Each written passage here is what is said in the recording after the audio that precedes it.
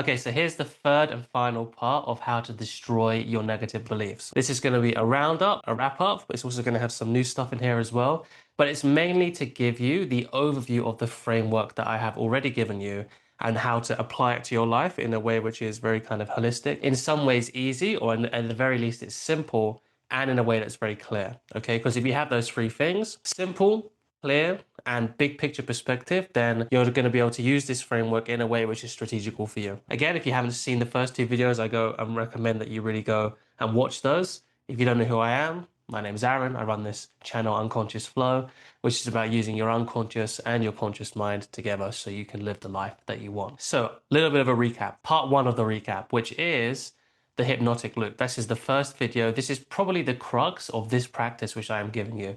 In fact, it's not probably, it is the crux of the practice I'm giving you, which is recognizing where, when you're caught in these kind of negative belief cycles or negative belief loops that is described in the hypnotic loop, not just the negative, but also the positive, you can see exactly where you are. Am I in the experiential part? Am I still in the belief, right, where something's triggered me, but it hasn't quite gone into imagination yet?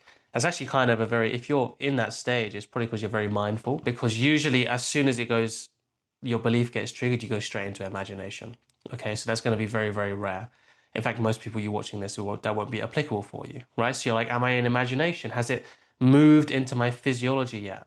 Has it gone into my experience? Now, a little bit of a disclaimer here is a lot of this is going to be happening all at once. Like it just goes boom, and suddenly you've gone through the hypnotic route. So it's kind of a way to track where you are, but also please remember there are limitations, right? So what's the point of teaching you this? Well, it's to give you a rough framework, or not a rough framework, but actually a very precise framework, so you can affect change in whichever area is easiest for you.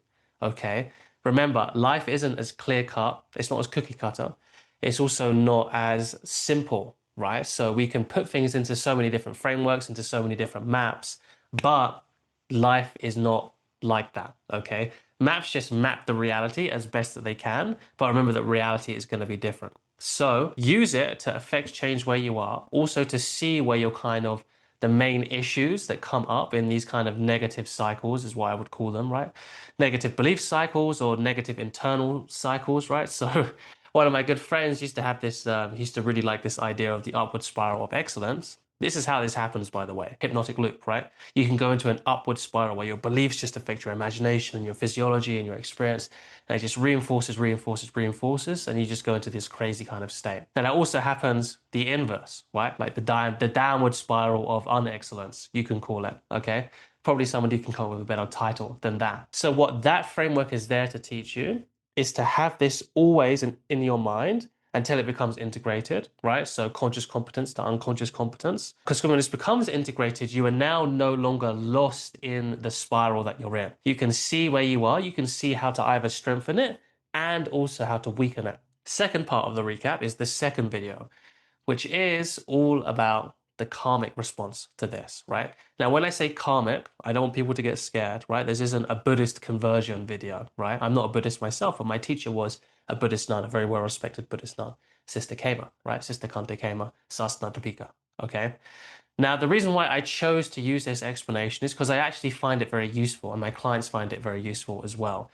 So karma just means action, action and reaction. That's what it means, right? So if I go and give charity to somebody, most of the time, because of this is how our constructs are set up in the world, I will then do an action, which is giving, and I have a reaction, which is positive most of the time, unless you have like a shadow around giving money, like you think you're reinforcing them or you're helping them be poor or whatever that is, right? Most of the time it will be like that. So there's that. There's also the negative aspect of it, like the example that I use, like if I go and steal from a very good friend, or if I go and commit a crime which is bad, that's an action. The reaction to that will be guilt or fear or any of this kind of stuff. All of this is the signs of a healthy emotional system, a healthy emotional regulation, right? So that's not a shadow work issue. It's not shadows if you feel guilty after stealing from somebody.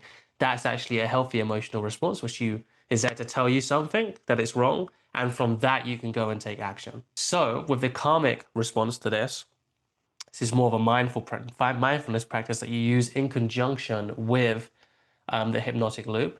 It's the never mind game. The never mind game, which is, You realize that you're putting attention into something, and it's a way to take your attention off of that without forcing your mind to do that. That's very, very important. A lot of mindfulness practices, they don't include that, which means that over time, your mind just gets sharper and sharper and sharper. And if something gets sharper, you can cut yourself, right? In practical terms, what that means is you don't develop relaxation as you progress through the mindfulness exercises. So yes, your mind might be very sharp. You might be able to move at different places, but it puts a lot of tension on your mind and also on your body and your well-being, which over time can lead to burnout. So the Never Mind game is much lighter, it's nice and relaxed, and it allows you to stop feeding attention to certain things. Because what we also went over in that video is how these hindrances that come up, you can view them as, not all the time, but it's useful to have this perspective. The more you feed them, and the food is your attention, their nutriment is that. So if you have a really practical way to take nutriment away from that, over time, a lot of these cycles will just fall off, which is also how to use the hypnotic loop. So we have these two really, really powerful frameworks. I need now need to go and explain how to actually use these. Okay. These are something which you can call 24/7 practices. Okay. You can always be doing this in a very light, in a very gentle way. Okay. Do not copy me and my mentors and my peers as well, who I was learning across, who I was learning with, right? You do not want to put a lot of pressure onto doing this 24/7. If you forget, it's all good, right?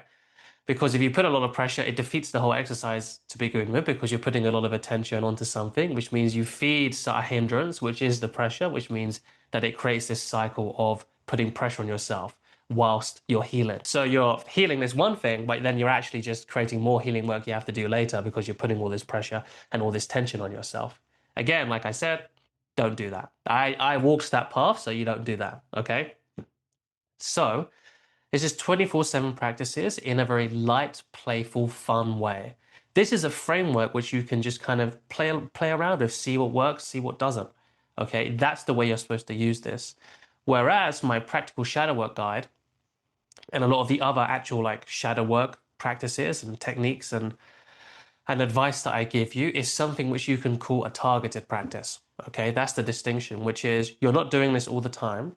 Now, over time, as you get more mature and as you're able to do this, you can actually do this all the time. But again, there's still, I can do projection work or introjection work on myself, right, all the time, technically. But there's still a reason why I pay a mentor to actually go into that full time with me. Okay, because you need that targeted work, especially when it's a deeper kind of shadow that you're working with. So that's the differentiation here. So why do we have these two differentiations? Okay, because you can't always be going super deep all the time. Not everyone has the time to do that. But what you can do is in the moment with mindfulness, with zest for the practice, you can say, you can do these things to help weaken and set yourself up to have a really big breakthrough when it is time to go and do work with a mentor like myself, or maybe like you found somebody else, or just to go and do a one-on-one session on your own. That's the whole point. We are constantly cultivating good conditions, causes and conditions, so that breakthroughs become easy. That's part of the coaching that I do with people too, to make sure that the whole ecosystem and the whole system is set up for people to have successes and to win. Okay, that's the whole point of it. So what's something extra that we can add into this? Now we have a bigger picture idea of what this practice actually is, how to actually use it, and how to use it in conjunction with the other practices that I've given you. It seems kind of obvious when you say it out loud, but most people don't think about it this way.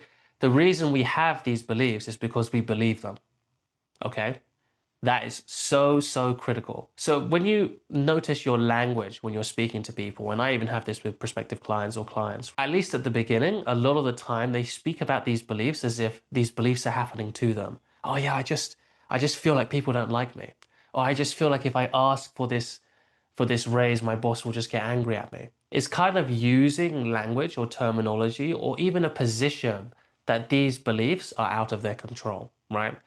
But when you switch that frame and when you actually dive into it and when you look at these things that you're believing, what you will realize is deep down, it's not something that's happening to you. It's not these shackles that were placed on you by the world, although that is kind of what an introject is.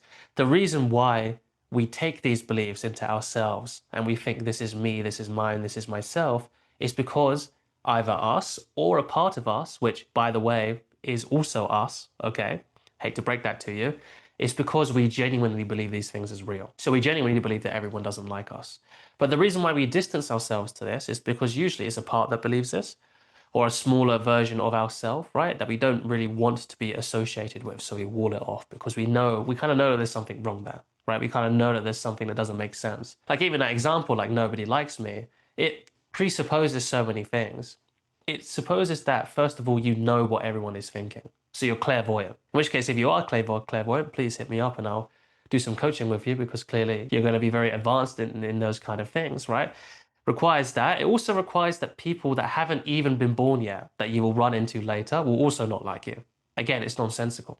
Okay. So there's all this nonsensical stuff, which we know is illogical. So we kind of create this barrier and this wall between us, okay, when it comes to negative beliefs, where we want to believe that we don't believe it, but we do, right? So once you can expose that with wisdom and see that, wow, the reason this is here, the reason this is being perpetuated, the reason this is here and isn't getting weaker but is actually getting stronger is because I actually believe this nonsense. You can act. Now, how is this important? Why is this important? Because the moment we take ownership of something is the moment we can actually change it. If we are stuck in the reality that this is something that's happening to us, this is unfair, this is just how the world works, this is the world's problem, it's not our problem, right? Change will never happen.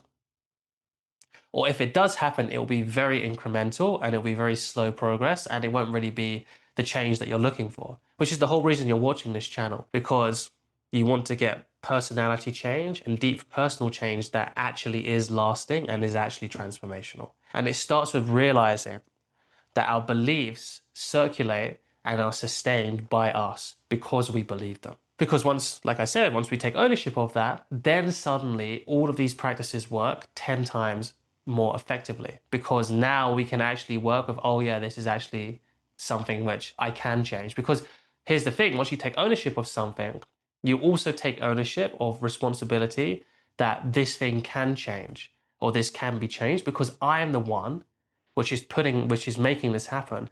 I am the one in the driver's seat. Okay. If you're driving a car, the person who's driving is the one that's actually in control. If you're in the back seat or you're riding shotgun, you can kind of give kind of cool pointers, or maybe you can do this, maybe you can do this, but you're not actually in charge of the vehicle. You're not actually in charge of motion. You're not actually in charge of movement and making direct decisions. Okay. So a big part of this work is actually allowing ourselves to put ourselves into the driver's seat. Problem is, this comes with pressure, this comes with anxieties, this comes with responsibility and accountability. That car crashes, we can't put our hands up and say, well, I wasn't the one driving, because I am, right? So that is a really, really key step when it comes to absolutely destroying your negative beliefs. You have to take the ownership of it first. So you have these 24/7 practices of this mini series that I did. This has to work in conjunction with the other playlist that I have, which is the Practical Guide to Shadow Work, which I'll link below. That's absolutely critical for you to understand projections, introjections, and split ego states. Now, it's also a really good representation of how the coaching works. There's 24/7 practices and homeworks that I give people. Make sure they're doing the right reading, the right research, if this is what they want, right? The kind of support that they want, as well as practices like meditation and all that kind of stuff to help develop these different attributes which help with self-actualization, which help with healing from shadow work, right? And then there are the more targeted sessions which has to do with shadow work and actually getting over and destroying limiting beliefs so that you can go and do whatever you want, right? If you have a limiting belief around asking for a raise at your job and that goes and you ask for a raise, that makes you more money. If you have a limiting belief like I can't go to the gym and then it gets destroyed, then suddenly you get into better health, right? Same with food, There's all these super practical applications that once belief work is done, things just become effortless and easy. So for example, this is like a while ago, this is a few years ago, I was doing jiu-jitsu, right? And I was going to the world championship. And I always had a problem when it came to handling nerves before a competition. Then I did a really targeted shadow work session with my mentor at that time. It's still my mentor right now. And when I got to the world championships, I felt nerves, but I wasn't affected by them. How do you think that impacted my performance? My ability to enjoy that event? If I had continued with jiu-jitsu and I continued to compete with that kind of thing, how do you think that would have affected my income? Because I hate to break it to you, the more you win, the more you earn.